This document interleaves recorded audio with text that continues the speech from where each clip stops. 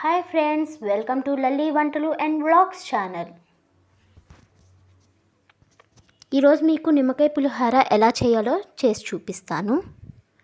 దానికి ముందుగా 2 cups of rice తీసుకున్నాను. దానికి 4 కప్స్ ఆఫ్ వాటర్ యాడ్ చేసుకొని ఒక 10 మినిట్స్ నానబెట్టుకుందాం ఫ్రెండ్స్. దీంట్లో మనం చిటికెడు సాల్ట్ యాడ్ చేసుకొని మిక్స్ చేసుకుందాము. దీనివల్ల అన్నం పొడి పొడిలాడుతుంది.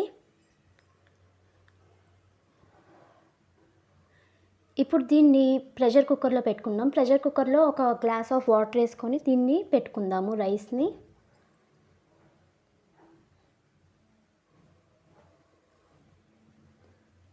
ఇప్పుడు దీన్ని 3 విజిల్స్ రానిద్దాం ఫ్రెండ్స్.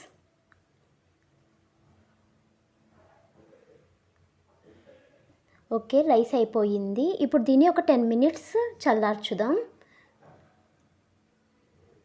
ఇప్పుడు పాన్ పెట్టుకొని 2 స్పూన్స్ ఆఫ్ ఆయిల్ వేసుకుందాం.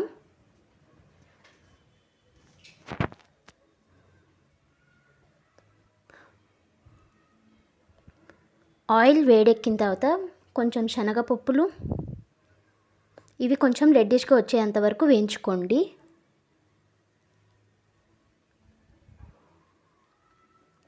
ఒక 2 స్పూన్స్ పచ్చానపప్పు,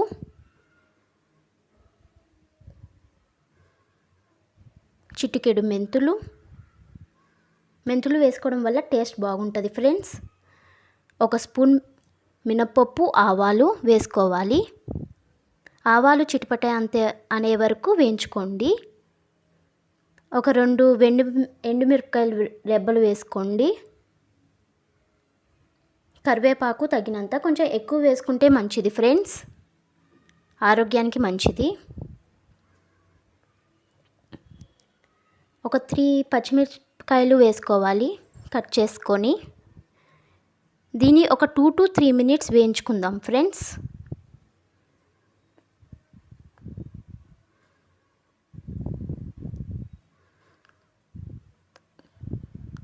ఓకే ఫ్రెండ్స్, ఇవి వేగాయి.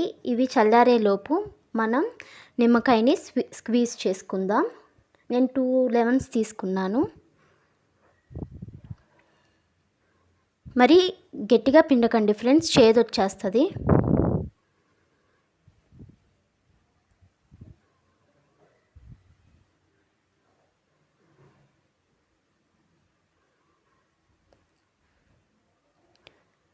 ఇప్పుడు ఈ నిమ్మకాయలోకి మనం ఒక 1.5 టీ స్పూన్ పసుపు యాడ్ చేసుకుందాము.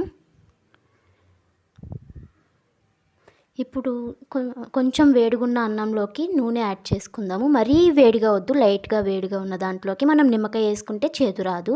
సో పసుపు కూడా మనకి పసుపు వాసన రాదు కొంచెం వేడిగా ఉన్న అన్నంలో వేసుకుంటే. ఇప్పుడు మనం దీన్ని మిక్స్ చేసుకుందాం ఫ్రెండ్స్.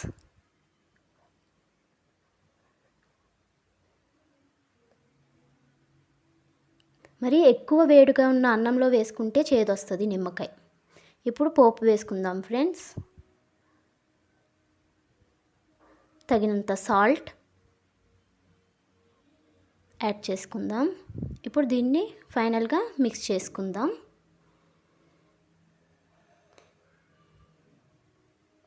ఇప్పుడు దీన్ని మనం సర్వింగ్ ప్లేట్లోకి సర్వ్ చేసుకుందాం ఫ్రెండ్స్.